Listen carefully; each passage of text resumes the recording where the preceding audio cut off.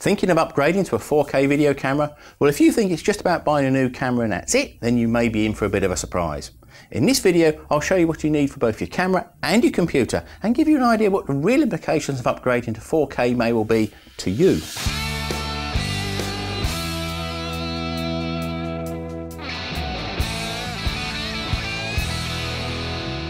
In the last few months, we've started to see the first of what we could call affordable 4K cameras, like the Panasonic GH4, the Blackmagic 4K production camera, and the Sony FDR AX100. But buying the camera is just the first part in the upgrade process. Because 4K contains at least 4 times the amount of data than 1080p HD, everything from recording the footage through processing, editing and finally storing is going to be affected by this quadrupling or more in video size. If you use a consumer range camera like a Panasonic GH4 or an FDR AX100 for example, the first thing that's going to be affected is the recording media that your camera uses, usually an SD card. It has to be quite a bit faster to cram in the 4 times the amount of data in the same time as recording 1080p HD. You'll need one of these. It's one of the new ultra high speed SDXC cards that records 4K 2K video. The ones that you want are the UHS Class 3 and they have a minimum write speed of 30 megabytes per second, which is equivalent to 240 megabits per second. So they can easily handle the 100 megabits per second coming out of, say, a Panasonic GH4. Luckily, the price of these cards is coming down fast, so you can get one now for not much more than the price you pay for a Class 10 card that you currently use for your 1080p recordings.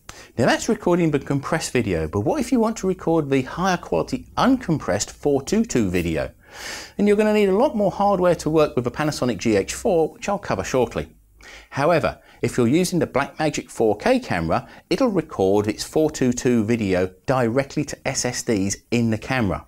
Remember, this camera doesn't record compressed video like the consumer cameras. Again, because of the amount of data created, especially by a 4K Cinema DNG RAW format, you'll need a 480GB one to record around about 30 minutes of footage. And you'll also need the very fastest versions like the SanDisk Extreme 2, because not all SSDs can keep up with the amount of data created by the camera.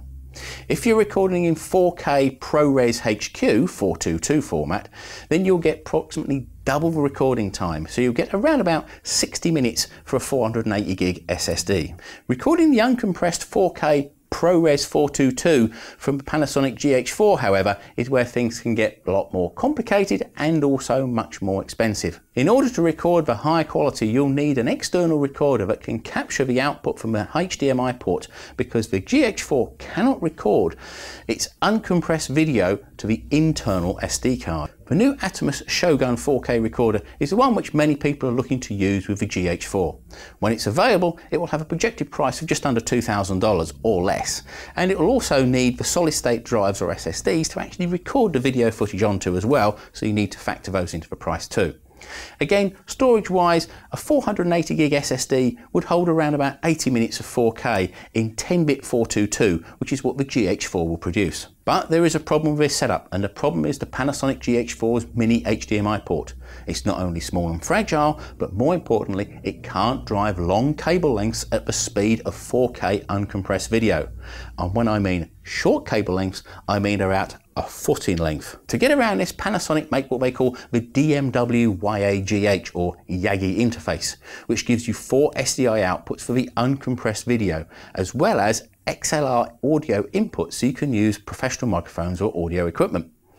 The SDI outputs can drive much longer cables, so you could then use them with a rack-mounted recorder like the Blackmagic HyperDeck Studio 4K, which is also cheaper than the Atomos at around about $995 or less. The downside to the DMW-YAGH or YAGH interface is it'll cost you just short of another $2,000, or less on the street maybe. So in all, you could be looking at an extra $3,500 to $4,500 on top of the price of the GH4 for the YAGH interface, the 4K recorder and the SSDs to reliably record 4K in ProRes 422 from your GH4.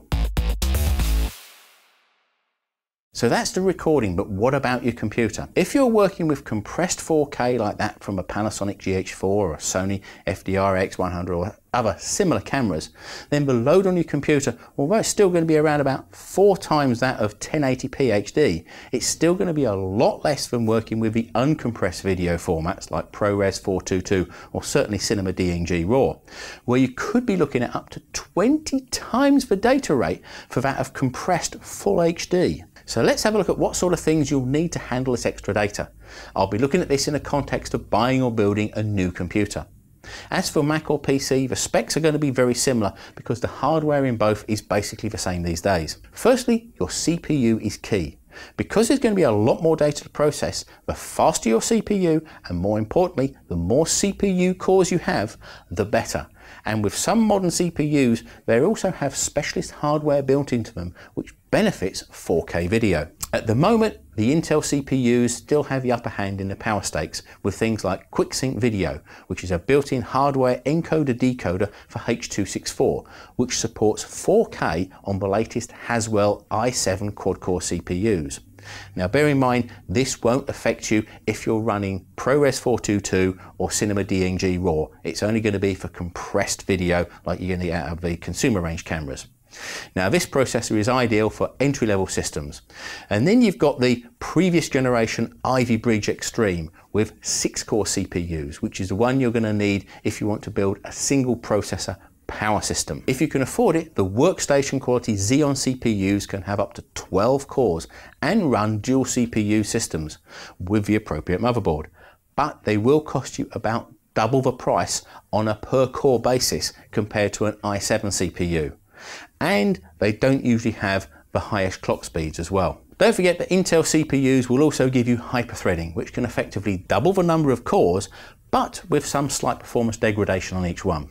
AMD CPUs still don't have the equivalent firepower to match the latest Intel ones, but they are a lot cheaper, and the AMD supported motherboards are also cheaper than the Intel versions.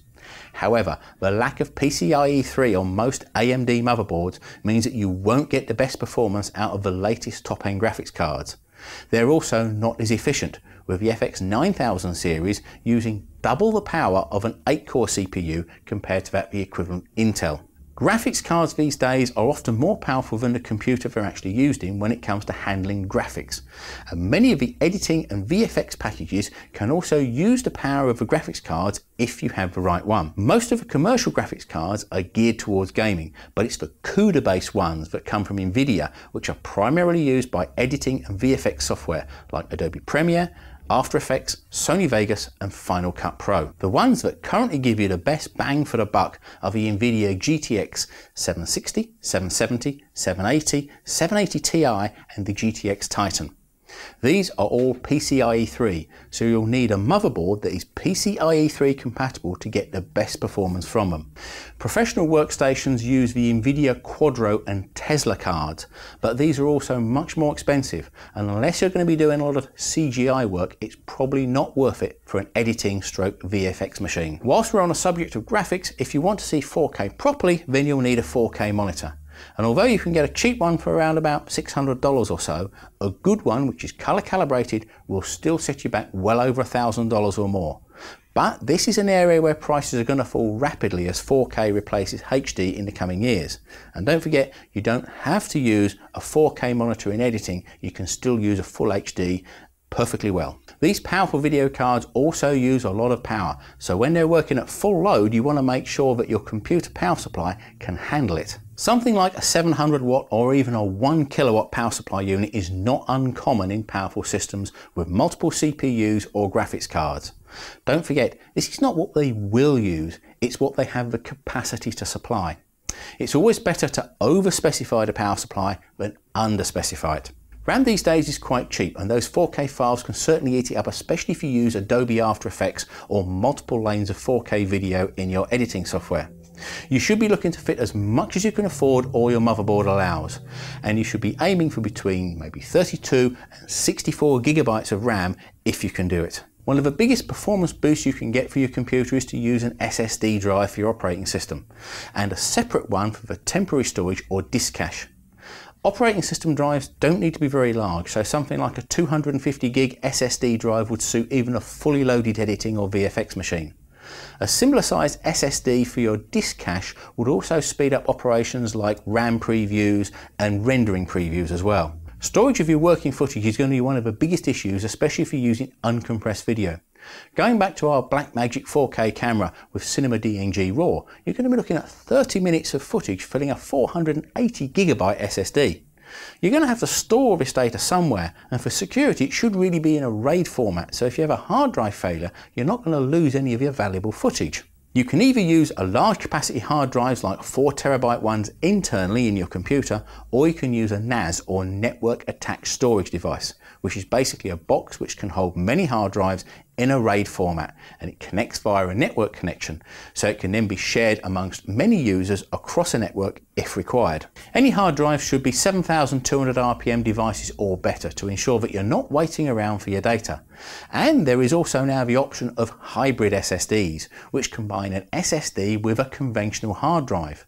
These use the SSD as a buffer to provide the high speed and the conventional drive as the high capacity backup. Long-term storage of the raw uncompressed footage will still be an issue because of the sheer size of it. Probably the cheapest way is to load it onto a very large capacity drive like a 4TB one, but even then you'd only hold 4 hours worth of raw 4K Cinema DNG footage, and a single drive would not have any backup against failure of the drive itself. The other alternative, if you don't have the funds or means to store raw footage, is to convert it into a compressed format like H.264, like they do with the consumer cameras. Not ideal, I know, but it is better than the other alternative, which many of you won't want to hear, and that is to just delete it. And finally, the editing software or VFX software you're using may well require updating to handle 4K. Currently, Adobe Premiere CC, After Effects CC, Final Cut X Pro and Sony Vegas all support 4K in most of the popular formats. These are some of the main points which most people are going to encounter. If you're going to be shooting 4K with a consumer camera in a compressed format, then the effects of the upgrade are not going to be as severe as compared to shooting uncompressed video. Remember that the minimum specs that are often quoted by software and hardware companies also mean minimum performance.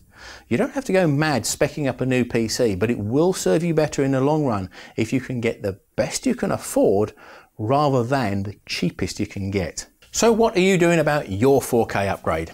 If you have any issues, then why not put them in the comments box below? And if you like this video, then give it a thumbs up, and if you know someone who might benefit from it, then why not share it with them? Don't forget to subscribe, and you can hop on over to video-alchemy.com and join our newsletter. So my name's Paul Shillito, and this has been a Video Alchemy production, and until the next time, bye. If you're going to be using...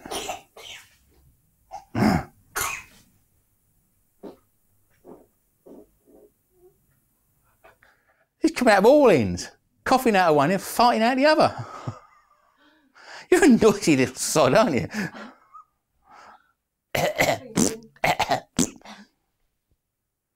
Yes, you want to be on TV, do you? You want to be on TV?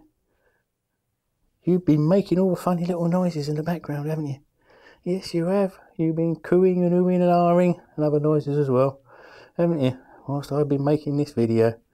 So, you want to wave goodbye to people? Bye bye.